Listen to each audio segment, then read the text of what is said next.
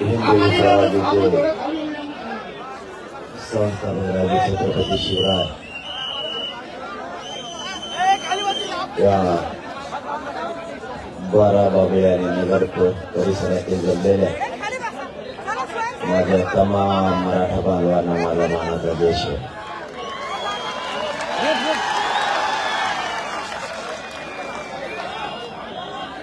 मराठा आरक्षणाची लढाई आता शेवटच्या टप्प्यात. आता ही लढाई मराठ्यांना जिंकत आणली. आपली ही सभा नाहीये, हे सूचना व्यासपीठ आहे. मी सगळ्यात सांगितलं होतं त्याच्यावर सभा नाही गेलं, कारण हे सूचना व्यासपीठ आहे. आपल्याला आंदोलनाच्या बाबतची सूचना करायची. खाली बसा तुम्ही, बसा खाली, पलीकडे वाटीकडे बसा, खाली बसा. आरक्षणाला विरोध असल्यासारखं वागू नका. आणि तुम्ही कशाला उभा राहिला? कसं काय तुमचं काय काम आहे? बसन खाली. सगळ्याला एकच शब्द आहे मराठीतला, बसा खाली. मला काय हिंदी बोलता येत नाही, त्यामुळे हिंदी सांगितलं असतं.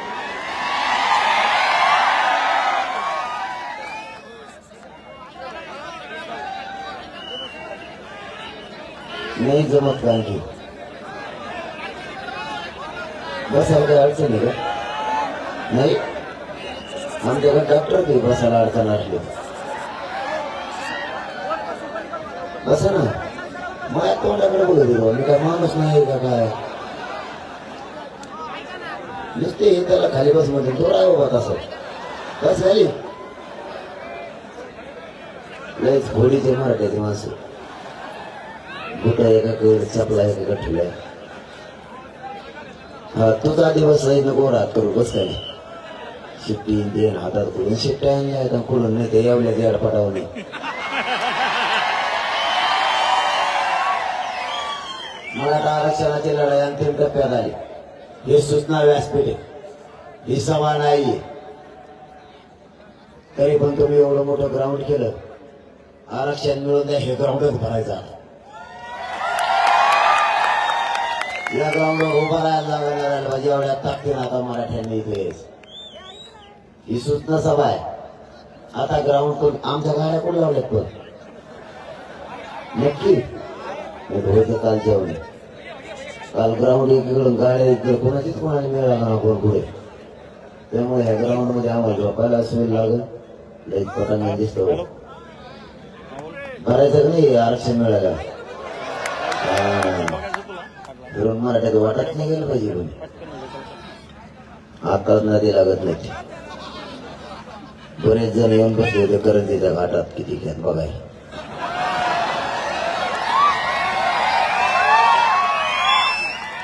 त्याला शेवटी लोड आला मोजे ते मला चला घरी जाऊन त्याला थंडी वाजायला. पहिला लॉट मोजीला, दुसरा आला, दुसरा मोजीला, परत तिसरा आला. ते मग झाडाच्या आडून डुकून बघत किती घेत रे आणखी. ते मला लय लांब दिसतो पातळीच्या माग आहे. ते म्हणला मग चल घरी. दोघं घरी गेले, लाकडं आणले, शेकत बसले. आम्ही विचारलं कम शेकत होती? म्हणलं पहिले उतरले. मग मराठ्याचा काचकाच तसा आहे, किती बाऱ्या टाका लागते समोरच्याला बघा मग तुम्ही. पण आपण नका टाकू बरं का, आपल्याला वाटलं जाईल. त्याला टाकून काय टाकायचे. अंतिम टप्प्यात आली. म्हणालेच लावले होते. लढाई अंतिम टप्प्यात आली आहे. आता निघालो आपण मुंबईकडे. पर्याय नाही. सरकारनं आरक्षण द्यायला पाहिजे होतं, कारण ते मराठ्यांच्या हक्काचं आहे. आरक्षण जबरदस्तीनं किंवा दादागिरीनं धमकीनं मराठा मागत नाही. मराठ्यांच्या 54 लाख नोंदी सापडल्यात आरक्षणात असल्या. आतापर्यंत या नोंदी कोणाच्या सापडल्या नाही. एक बीड जिल्ह्यातलं असं गाव आहे त्या गावात एका नोंदीवर 250 प्रमाणपत्र मिळाले एकाच मध्ये. आणि त्यांच्या गावात लोक 250 गाव एवढे टप्पू येते. एका नोंदीवर पुरे भेटले. मग आपल्या तर 54 लाख मिळाले. केंद्रातलं बी आरक्षण राज्यातलं बी आरक्षण. तरी काही जण 10-12 जण फडफड करते. वर्ष ती काय घेतो वर्ष राज्यात फायदा होईल. फक्त आपल्या लेकराला केंद्रीय कॉलेज मिळतील, केंद्रातल्या नोकऱ्या पण मिळतील, आपले IPS IAS दर्जाचे अधिकारी होतील आरक्षण मिळून. कशाला घेतो नाही टिकणार आरक्षण. 54 लाख नोंदी मिळाल्या. 54 लाखात जर पत्र दिले ना मराठा शिल्लक राहत नाही. खरंही सगळ्या परिवाराला द्यायचंय. त्याच्यात 5-5 जरी म्हणलं हे काय काल तरी 54 ला 5 नाही गुणिले तरी 2-2.5 कोटी होते. गणित मला येत नाही पण तरी तुम्हाला जुळत असलं बघा. आणि त्याच्यात आपण सगळे सोयरे घेतले. म्हणता आपलं बेट नगर पासून निघालं तर सगळ्या दुनियात इकडून येते महाराष्ट्र. येतं का नाही. पश्चिम महाराष्ट्रात पाहुणे, मराठवाड्यात पाहुणे, मुंबईत पाहुणे, कोकणात पाहुणे. त्याच्यावर कोणी कोणाला द्यायचे. पण लय ताठून बसू नका तुमचे निघाल्यावर म्हणता मी नसतो देत तुला. असं नका करू. आता यार घेऊन तुम्हाला काय ताण आहे त्यांचं. बाबा भेटायला तुम्ही लयच घोडीचे लोक आहेत. बसा बसा बसा बाबा तुमच्या नातवला होईल.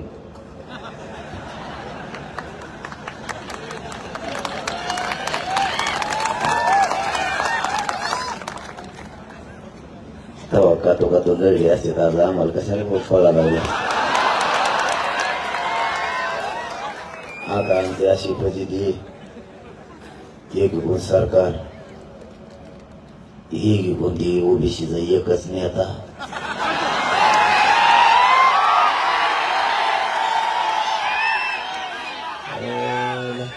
त्याचा बाजारात उठल्यावर नाही त्याला ना तुमच्या ताकदीवर त्याला थोड्याच दिवसात भजे टाकलेले कागदच खायला लावणार आहे.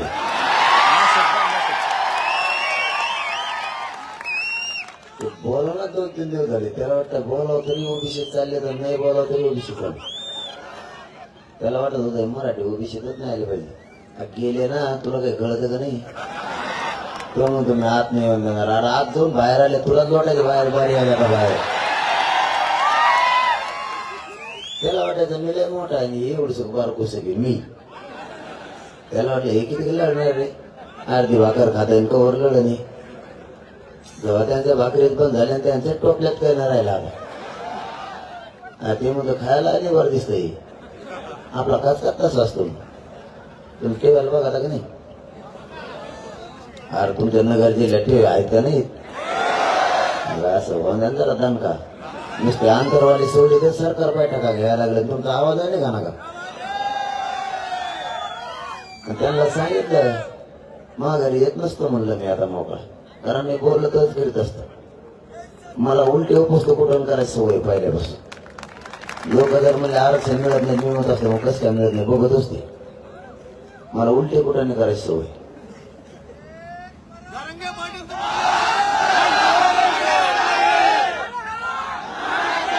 मराठ्यांना मात्र मानावं लागल. बोलता बोलता ध्यानातून जाईल म्हणून अगोदर एक स्तुती करतो. हिंगोली जिल्ह्यातले पोर आहेत आपल्यासोबत स्वयंसेवक म्हणून असे काम करते ते पोर. ते का लोक लोटायला आले ना रस्ताच झाला पाहिजे. खरं सांगताय ना तुम्हाला. आज 4था दिवस अशी गर्दी होती.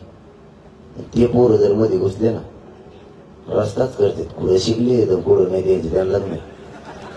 आमच्या पोराला ढकलून दिलं ते मध्ये हिंगोलीचे पगार कुर्सी घेत. मराठा समाजाला ही लढाई आता जिंकली बरं का. आता थोडी राहील. मराठा समाजाला दाद द्यावा लागेल आणि मराठा समाजाला मार काही द्यावा लागतो. माझ्या मायबाप मराठा समाजाला खूप अपमानास्पद बोललं जायचं की जात कधीच एक येत नाही. कधीच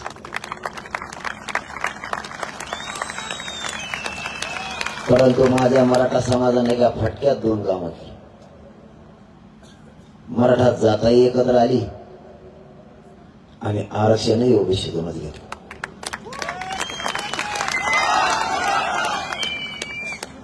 मराठा समाजानं ताकद कशी पाठीशी उभा करायची, पाठबळ कसं द्यायचं, याबाबतही मराठा मागे आहे. तुम्हाला परवाचं एकच उदाहरण सांगतो. 4.5 महिने झालं हे आंदोलन सुरू आहे. थंडी वाजा लागली का?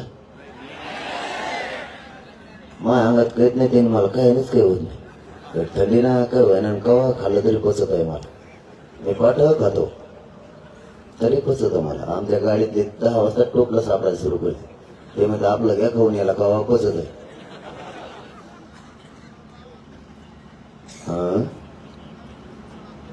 आता देतो आरक्षण सोडून आणि त्याच्यात मग घरात व्हायला.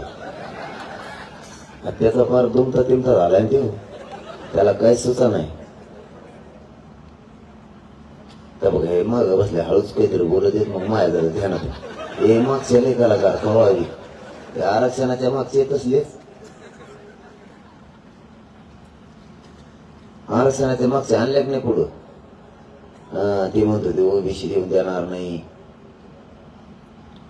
आणि असे किती ग बघितले, किती वाटा लावले. त्याला मी 29 ऑगस्टला शब्द देतो. पाचरा पिचरा कडून जर तो अक्कोटा उपटून फेकून नाही दिला आणि दुसरा जर आणि दुसरा सुद्धा ठरला. आता असा निवार करून ठेवलाय, जर का बाबा मराठा आरक्षणाला विरोध केला ना, मंडल कमिशनच चॅलेंज करणार आहे. पुरच केंद्रातला रद्द करीत असतात मराठ्यामध्ये. एक भेटत नाही. आमच्या बोटावर पाय दिला तर आम्ही दुसऱ्याचा विचार करत नसतो. मराठा समाजानं पाठबळ आणि साथ कशी द्यायची हे पर्व पुन्हा एकदा समाजासमोर आणले. 4.5 महिने झाले आंदोलन सुरू आहे. मी अंतरवाडीच्या शिवाच्या बाहेर गेलो नव्हतो. आत्ता गेलो तसा गेलो नव्हतो. सभा घेतल्या हा वाघ वेगळा. परंतु अंतरवालीचा शिव सोडला आणि गावाच्या लक्षात आलं शेवटचं आंदोलन करायला पोरग निघाले. आरपारचे लढाई म्हणायला लागले आणि गाव पूर्णचे पूर्ण रडायला लागले. त्यांचे ते मायबापाप्रमाणे दिलेले गोदापट्ट्यातल्या 123 गावानं ताकदीनं पाठीशी उभा राहिले आंदोलनाचा सुरुवातीचा लढा उभा करायला. त्यांचं ते ओक्साबोक्षी रडणं बघून मलाही उंटका भरून आला. त्यांना माहित होतं शेवटची लढाई म्हणजे काय होईल माहित नाही. आपला माणूस बोलला तर हटत नाही. चाललाय आपले शिव सोडून चाललाय. आणि ही वार्ता डोळ्याला पाणी आलेली गोदापट्ट्यातल्या 123 गावात अर्ध्या घंट्यात वाऱ्यासारखी पसरली. आम्हाला अंतरवालीपासून हवेवर महामार्गावर येईपर्यंत गोदापट्ट्यातला एकही माणूस शेतात आणि घरात नाही राहिला. 10 ते 15 लाख लोक अर्ध्या घंट्यात शहागडच्या मार्गावरती येऊन उभा राहिले. मराठ्यांनी शक्ती कशी उभा करायची आणि पाठबळ द्यायचं कसं, ज्याला लेकरं मानले त्याचा पाठीवरून ताकदीने हात फिरवायचा कसा, हे पुन्हा एकदा दाखवेल. कारण माणसाला बळ दिल्याशिवाय माणूस यशस्वी होत नाही. गेवराई पासून अंतरवालीचं अंतर 19 किलोमीटर. तुम्ही कोणालाही विचारा, 19 किलोमीटरवर उभा राहायला सुद्धा जागा नव्हती. इतक्या ताकदीनं मराठी एकत्र आले आणि हे अचानक घडलं. हे निवेदित अजिबात नव्हतं. अचानक लोकांच्या लक्षात आलं, अंतरवालीच्या डोळ्यात पाणी आलं. याचा अर्थ यांनी शिव ओलांडली आणि एकदाच आपण जाऊन आशीर्वाद देऊन त्याला भेटलं पाहिजे. काहींचे हात चिखलानं भरलेले होते तर काहीच्या हातात खोरे खुरपे तसेच होते. जसाला तसेच लोक रोडवर आले. इतक्या ताकदीनं मराठा उभा राहिला. त्याच पद्धतीनं मी आता नगरपर्यंत आलोय. जी जी शिव ओलांडली त्या शेवटच्या लोकांच्या लक्षात आलं आपल्या लेकरांच्या भविष्यासाठी लढायला बाहेर पडलाय. आणि मीही समाजाला जाहीरपणानं सांगितलंय, मी तुमच्यात असन नसन मला माहित नाही, तुम्हालाही सांगतो, पण हा विचार माझा मरू देऊ नका आणि माझ्या जातीची एकजुटी तू पुढे फुटू देऊ नका. कारण ही जात एकत्र येण्यासाठी खूप जणांना देव पाण्यात बुडून ठेवले होते. ही जात एकत्र आली नाही पाहिजे, आणि ही जात जर एकत्र आली तर सगळ्यांना पुरून उरू शकते आणि प्रगती सुद्धा या जातीत होऊ शकते. माझ्या मायबाप मराठा बांधवांना माझी विनंती आहे, मी तुम्हाला पुन्हा पुन्हा तेच सांगतो, मी तुमच्यात असन नसन मला माहित नाही, आणि मराठ्यांच्या पोरांच्या डोक्यावर आरक्षण देऊन गुलाल टाकल्याशिवाय मी एक इंचही मागे हटणार नाही, हा शब्द आहे माझा तुम्हाला. यदा कदाचित ही शरीर एका महिन्यात 26 दिवस उपोषण झालं, एक दिवस 17 आणि एक दिवस 9 दिवस. मी या समाजासाठी माझ्या जीवाची पर्वा नाही करत. मला माझं शरीरही सध्या साथ नाही देत त्या उपोषणामुळे, परंतु मी माझ्या जीवाची पर्वा नाही करत आणि करणार सुद्धा नाही. रात पाठ सध्या मी एक करतोय. तुम्हाला माझं एवढंच आव्हान आहे, आरक्षण मिळालेले मराठी आणि न मिळालेले मराठी, किमान आरक्षण नसलेलं लेकरू तुमचं समजून सगळ्या मराठ्यांनी नगर जिल्ह्यातले एक व्हा, कारण अशी संधी आपल्याला पुन्हा नाही येणार. आपल्याला ताकदीनं लढायचं आणि आपले लेकर यातून वाचवायचे. आपण मागं नाही हटणार. मी रात पाठ यासाठी एक करतोय की या मराठ्यांच्या पोरांकडं कोणी वाईट नजरेनं नाही बघितलं पाहिजे आणि हे मराठ्यांचे लेकर मोठे झाले पाहिजे. मी पाठ 4:30-5 वाजेपर्यंत कार्यक्रम घेतो. आता गोदापट्ट्यातल्या 123 गावात गेलो नव्हतो, त्यांना भेटी दिल्या. माझा शेवटचा कार्यक्रम तिथं 4:30 वाजता झाला पाठ. तो कार्यक्रम होता 6 वाजता सायंकाळी. 4:30 वाजेपर्यंत गावातला एकही माणूस हल्ला नाही, ना माता माऊली ना कुणीच. अख्खं गाव बसून होत. मी 4:30ला तो कार्यक्रम संपेला. 5 वाजता जेवण केलं पठ आणि उलशीकच पडलो. कोण आलं आणि कोण नाही ते माझ्या अंगावरची रगच ओढली. मला मध्ये एक फोटो काढून दिला. माझा त्याने टाकलेली होती का काढून. रातभर फोटो काढले तोवर सूर्य उगला. त्याची उतरली नाही आणि ते मला भेलं नाही. लय टप्प होत होते. मी तर एकानंच मग कार्यक्रमच केला पायाचा. आता नीट झालं, ते पूर्ण झालं. ते तसं तारा देत असतं टाकल्यावर. मला वाटलं एका फोटो काढीनं जाईल. त्याच्या पायात अशी निवारची पल होती. ते कणाकणाच पुढून आलं. त्या दोघा तिघा धरलं बी तर तेव्हा म्हणलं एकच काढायचं. त्याने असं त्याच्या ते चेपलीचा दणका बसला, मग अर्ध नकच उडालं. मी त्याला लय काचा काचा लोटलं, पण ते कळत नाही मला. दारू सोडा. तुमच्या पाया पडून सांगतो, आपल्या लेकराला आयुष्याचं आरक्षण द्या एकदा, आणि व्यसनापासून मराठ्यांनी लांब जा. आपली प्रगती कोणीच रोखू शकत नाही. कोणी फक्त व्यसनापासून आपले लोक लांब जा. काहीच करायची गरज नाही आपल्याला. आरक्षण तर आपण आणलंय. आता ज्यांना ज्यांना सरळ करायचं त्यांना त्यांना सरळ केलं आणि आणलं आपण आरक्षणात. आता आरक्षणापासून नाही रोखू शकत कोणीच. बाबा कवा विटाळ्या वाजू नका, मग सगळं गणितच हुकून बरं का. तुम्ही एक तर उशीर आले, मग ह्याच मग राहिले. आणि मग मी काय कॅम्प्युटर नाही कॅशी टाकली सुरू आहे. मी काही म्हणलं तुम्ही ना दर ठोकीला मग जाईल ना हुकून सगळा मिळेल. मग इकडे मी सगळे नीट केले तर तुम्हीच मला नीट करायला लागले.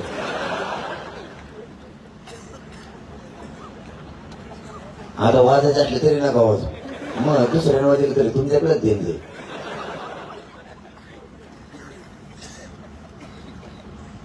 मायबापा हो, ही लढाई आपण आता जिंकत आणली, ही जिंकायची. मी नाही मग गाठणार आता. त्याच्यापेक्षा काय वेळ द्यायला पाहिजे. देशातलं पहिलं आंदोलन असं की त्या आंदोलनात 7 महिन्याचा वेळ दिला. सुरुवातीला नितीन गडकरी साहेबांच्या अध्यक्षतेखाली समिती होती. महसूलचे मुख्य सचिव त्यावेळेस 3 महिने दिले. त्यानंतर न्यायमूर्ती शिंदे साहेबांच्या समिती नेमली, तिला 40 दिवस दिले. 1 महिना पाहिजे म्हणले आपण 10 दिवस जास्त दिले. पुन्हा 2 महिने पाहिजे म्हणले आपण 24 डिसेंबर पर्यंत वेळ दिला.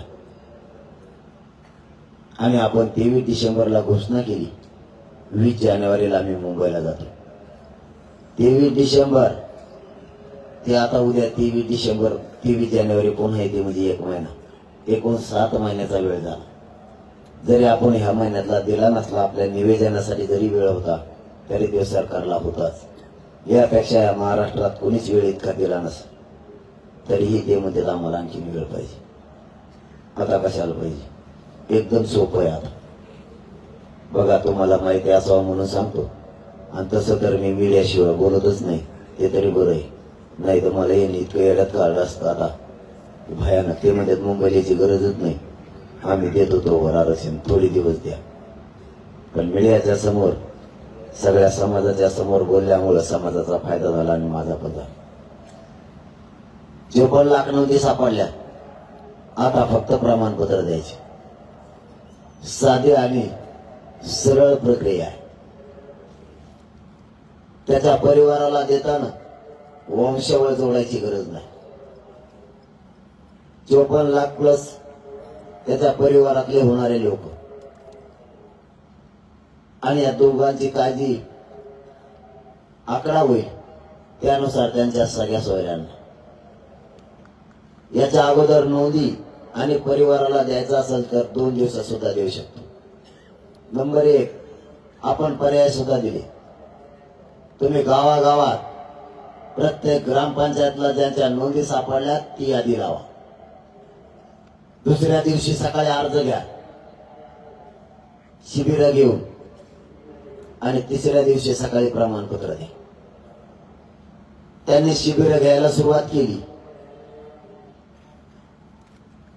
पण काय सांगावं त्यांना मिळत लागाय. बघा कार्यक्रम किती उलटा आहे. तुमच्याकडे ग्रामपंचायतीला चिठ्ठी देत का? नाही, खरं सांगा बरं का. नोंदी निघाल्या चिटकीला नाही. अरे मग उद्या दाखवतो त्यांना.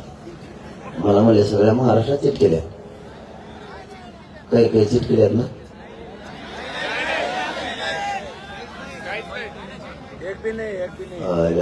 ती म्हणला होता काही काही गावात चिटकेल्या 7 जणांना असा दबाव आणला. ते नाही म्हणलं डबल, हा म्हणले. ते चांगला हा म्हणला होता चिटकेल्यात म्हणला काय द्यावं. ते म्हणले नाही नाही नाही नाही, ते गप्पच बसलं. ते हा बी म्हणा त्याच्यानं. मला तरी खरं सांगा, मला काम करायचंय. मला काम करायचं म्हणजे मी एकटं खोटं करत नाही, आणि तुमच्याच जोरावर करतोय, तुमच्याच बळावरती करतोय. फक्त प्रॉब्लेम एक होता इथून मग, आताचा एकच आहे, मी सरकारला मॅनेज होत नाही, फुटत सुद्धा नाही. सरकारचा सगळ्यात मोठा प्रॉब्लेम आहे. कारण मला काही लागत नाही, मला पैशाचा जन्म जमत नाही पहिल्यापासून, पदाचा जन्म जमत नाही. कवा माझ्याकडे कर्जच असत, त्यामुळे मोहन पैशाच जमत नाही. जसं हिंदी जन्म जमत नाही तसं हिंदी जन्म जमत आहे. बरं का, मी खोटं नाही बोलत, तुम्हाला जमतंय. पण दम्मानी चेरले तर मी बेस्ट उत्तर देतो. पण उतरता जर ही चेरता या काय की जर त्याचं नाव घेतलं ना, मग सगळं गणितच बिघडून जातं.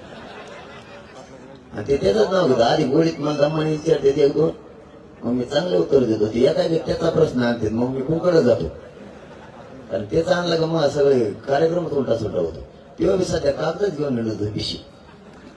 कोणत्या संपादकाकडे जातो म्हणतो तुमच्या दम असला तर वाचून दाखवा. ते काय हलवायचे ते तो लोकांच्या वाटत जातो. हे पोटे असले बेकार, हे कसले खालून काय नाही देत, कुठले बा झाडाखाली बसून शिया आणल्यात कुणाला माहिती आहे. असे कौशी देते 2 दिवस माझा भाकरच करायचो. मग ते मराठ्याचं वाटत जातं हे पोटे सोडी देतो. मग हे काय कुठून सापून आणले तर कुठून नाही, इतकी कौशी दिली माणसा 2 दिवस सुधरतच नाही काय करावं. आता मध्ये मी ते 20 जानेवारीला आपल्याला मुंबईला जायचं डिक्लेअर केलं. गप्प बसावं का नाही? मग 20 जानेवारी गप्प बसायचेच नाही. असे नमुने ते पोट्टे मराठीचे. कोणी त्या वाळ सोशल मीडिया टाकलाय कोणाला माहित. कोणतरी मुसरीच घेऊन निघाले मुंबई. आता सरकारने मला बेजार केलं, त्यांचे प्रतिनिधी फोन करू, ते म्हणले होय तू मसडी घेऊन येणार काय? म्हणलं मला नाही, मला त्याला विचारते कोण टाकलं त्याला. त्या बे पोट्याने नीट टाकायचं ना, ते मसडीवर उलटे तोंड करून बसले आणि त्याचा फोटो टाकले. एकाने तोंड इकडे केलं, एकाने टांगडा इकडे केलं. ते म्हणजे होय किती मसडीवर किती लोक बसत असते म्हणलं ते बी मला माहित नाही. तर त्यांना विचारते कोण आहे, त्यांना गप्पच बसत नाही. काय करते मी सहज म्हणलो 20 जानेवारीच्या आज सगळ्या कामावर करून घ्या, आपल्याला मुंबईकडे जायचं आणि वापस नाही यायचं. एक जणांनी सोशल मीडियाला व्हिडिओ टाकला, गव्हाला इतकं पाणी दिलं त्यांनी, त्याचा वावरच शेवळ सगळं. तेव्हा माघारी तर वापसाच नाही झाला पाहिजे. बघा हे पोर मध्ये त्यांनी ते डिझेल बंद केलं. म्हणले आता वाटाने गाड्या गेल्यावर डिझेल जर बंद पडलं गाड्या काय चालायच्या. एका पोरानं लगेच दुसऱ्या दिवशी काय डोकं लावतात खरंच ना, मला तुमच्या पायच पडायला पाहिजे असं डोकं. एक जण ते आपल्या जवळ आहे बघा ट्रॅक्टर, आपल्या सगळंच येते, त्याने ते सौर ऊर्जाच बसवलं ट्रॅक्टरला. मला आपला ट्रॅक्टर थेट मुंबईला थांबणार आता.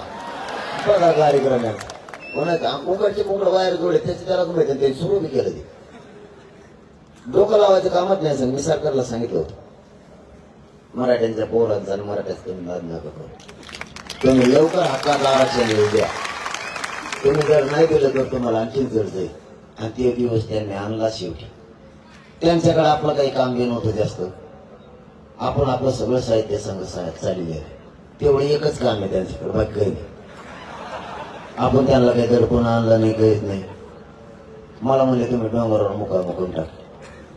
एक जण प्रतिनिधी फोन आला, ते म्हणला तुम्ही वारीला गेल्यावर नाही का गावात मुक्काम असते, ते म्हणले तुम्ही डोंगरात मुक्काम टाकले. म्हणलं आम्ही गेल्यावर मागे येऊन मुक्काम टाकले.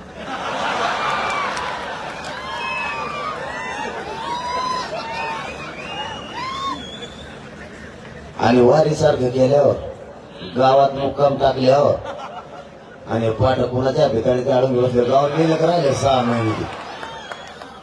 आणि मग ते म्हणजे मुंबईत आल्यावर असंच का काय म्हणलं तिथं जागा मिळेल तिथं. आणि पोट्टे बी असे गप बसायचं ना, गप बसत नाही. ते लिहून टाकी देत, मंत्रालय बघायचं, कुठे इमान बघायचं, कुठं हिरो हिरोईनीचे बंगले बघायचे, कुठे चॉकलेटच्या कंपन्या बघायच्या, काही लिहून टाकी देत. मंत्री कसा राहतो ते बघायचं.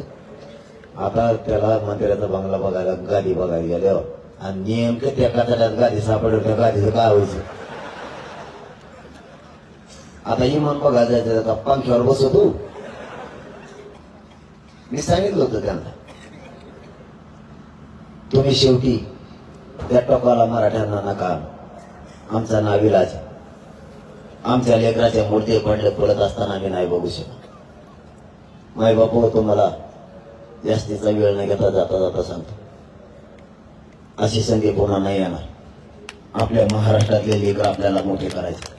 राजकारण बाजूला ठेवा, आपल्या लेकराला आरक्षण मिळेपर्यंत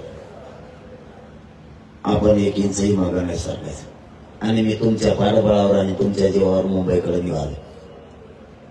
पाठीमागची बाजू सगळे सांभाळा, कारण तिकडे जर काही ताण दिला, इकडे आंदोलन तुम्हाला सांभाळायचं. मी बीडच्या सभेत सांगितलं होतं, तर 3 ते 4 लाख नुसत्या माता मौल्या आल्या होत्या. त्यांना सांगितलं आम्ही मुंबईकडे चाललोय, मुंबईची खिंड आम्ही लढतोय,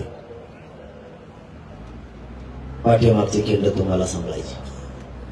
ती हिंमत करणार नाही त्रास देण्याचे, पण जर दिलाच पाठीमागची खिंड तुम्हाला सांभाळायची. महिलांनी उठायचं, काहीच नाही करायचं. मावशीवर तुम्हाला आवाज येतो का सांगू का? मग तुम्ही तर काहीच म्हणा, नुसते अशा करायला लागल्या. तिकडे लय मोठ्या आहेत ना. मी बीडच्या सभेत सांगितलं, जर तिकडे पोरांना आपला त्रास दिला तर ती पोरं तुमचे नसतील असतील मला नाही माहित, पण गेलेल्या पोरात तुमचं पोरगा शोधा आणि त्याच्या पाठीशी उभा राहा.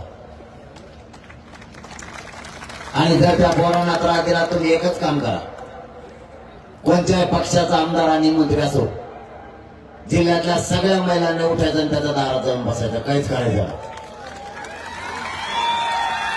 त्याला 2च प्रश्न विचारायचे. आमचे पोरं मुंबईत लोकशाही मार्गानं आरक्षणाची मागणी करायला गेले, तुझे आमदार मंत्री तिथले त्रास द्यायला लागले, तू त्यांना फोन करून सांग त्रास देऊ नको आणि फक्त पायातल्या हातात घ्या, आणू नका. ते 2 महिने दार नाही उघडायचे, काहीच म्हणत नाही. ते फोन करून सांग गप्पा मला इकडे भाकरच होऊन द्यायला, कारण आपल्या लेकरासाठी ते करायला लागलं. मी एवढं म्हणून व्यासपीठाच खाली आलो.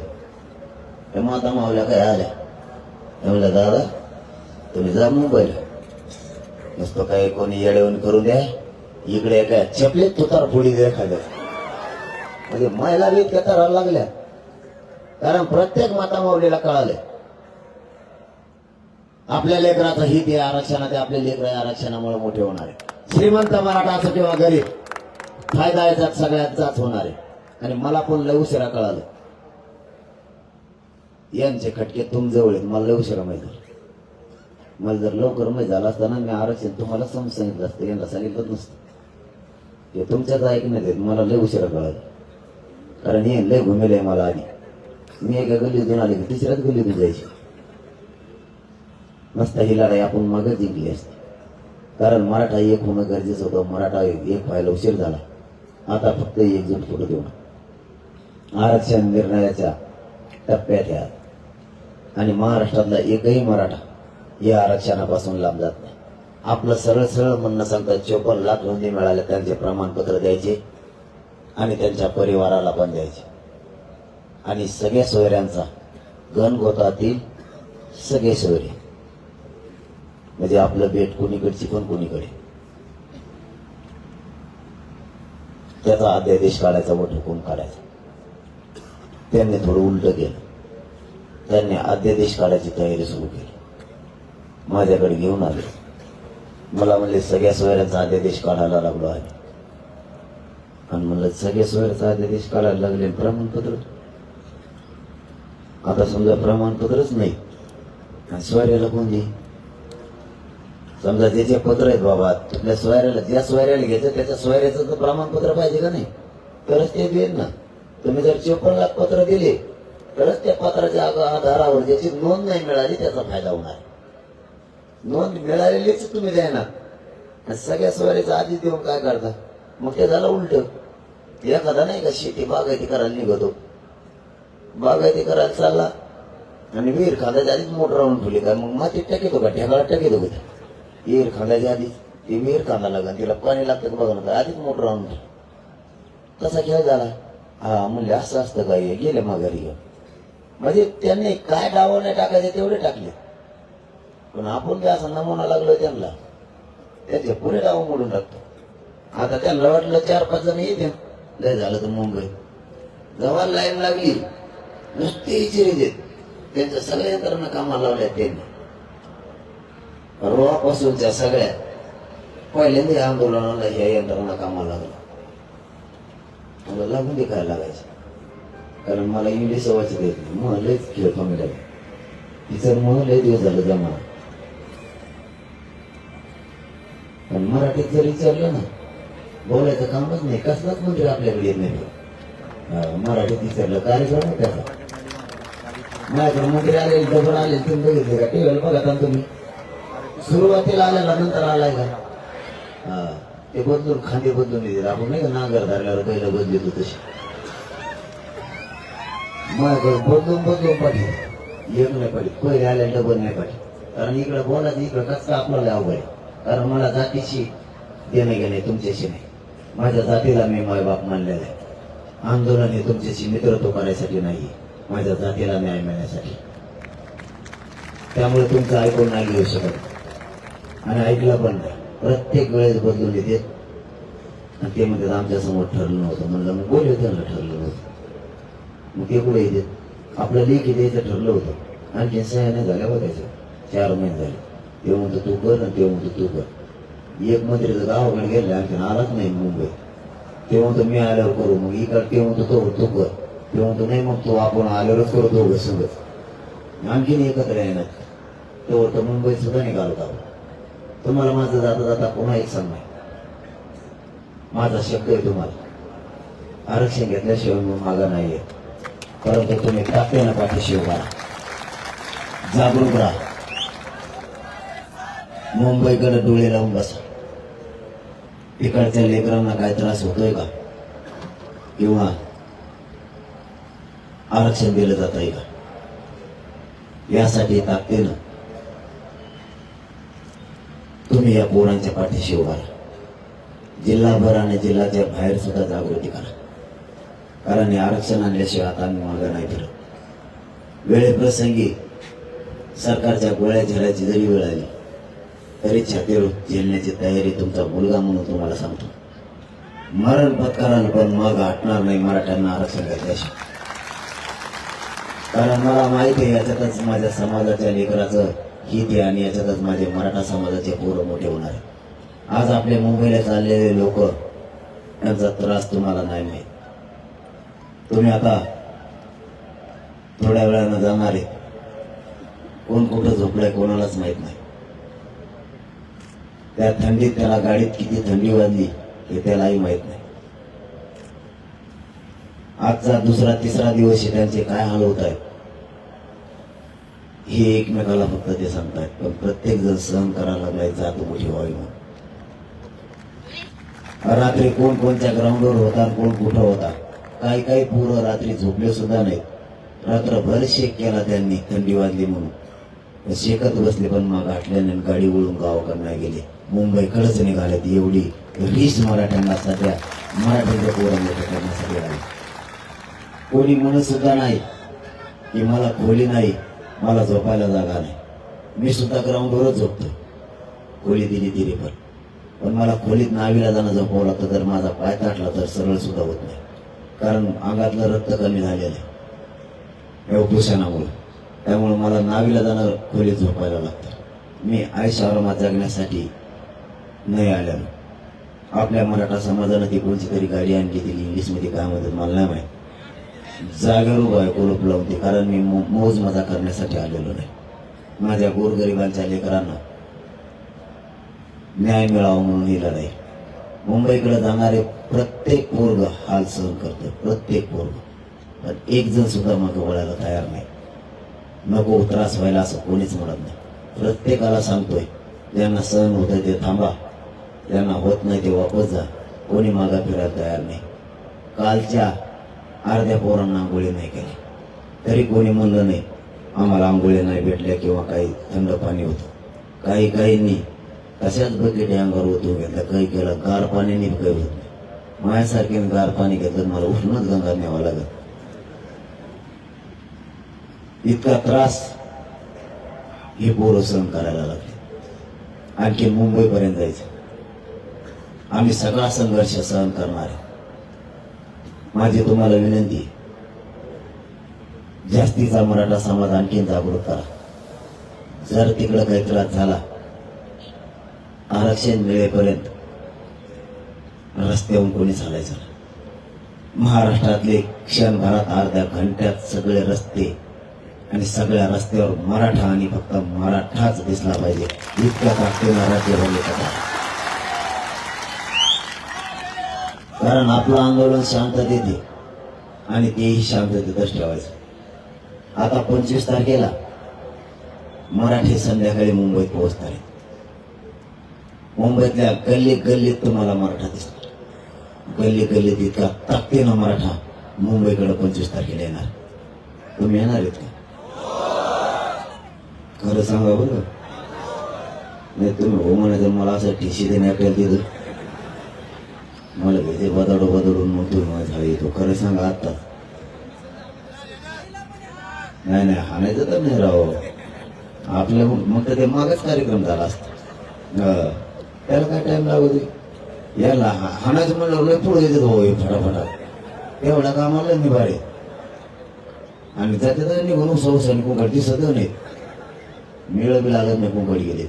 हे तर करायचं नाही. या शांततेच्या युद्धानच 70 वर्षात मराठ्यांना आरक्षण मिळत नव्हतं, ते पत्रात पडायला लागले. फक्त शांततेच्या आंदोलनावर काहीच करता येणार काम. शांततेच्या आंदोलनात खूप ताकद आहे. म्हणून तुम्हाला माझी पुन्हा पुन्हा विनंती, आता जागे राहा. हे आरक्षण आता टप्प्यात आले. आता घेतल्याशिवाय माघारी नाही येणार. आम्ही तुमच्यात असो किंवा नसो, 2 गोष्टी कायम करा. आपला विचार मरू देऊ नका आणि मराठीची एक झालेली एकजूट मिटू देऊ नका, एवढीच मला अपेक्षा आहे तुमच्याकडे. कारण मी आता हटणार नाही ठरवलंय. जाता जाता पुन्हा सांगतो, ताकदीनं सगळ्यांनी मुंबईकडे या आणि पाठीमागं राहिलेल्या बांधवांनी पाठीमागच्या आंदोलनाची धुरा सांभाळा, एवढीच विनंती करतो. आणि आपल्या इथं बसलेल्या बांधवांना सांगतो, गाड्यातल्या बांधवांनी गाड्यात दमानं चालवत जा, आपल्यापासून कोणाला इजा नाही झाली पाहिजे. आपल्या रॅलीत असलेल्या सगळ्या बांधवांना विनंती, गाड्या एकदम दमाने आणा आणि एका लाईनीत सगळे चलत जा. उद्यापासून आपली लाईन तुटली नाही पाहिजे. कारण ही जर एखाद्याला इजा झाली तर आपल्यापासून नाही झाली पाहिजे. कोणाची गाडी जर खराब झाली तर या नगरमधूनच महाराष्ट्रातल्या मराठा समाजाला सांगतो, त्याची गाडी. लोकशाही मराठी ऐका, पहा, जागरूक रहा.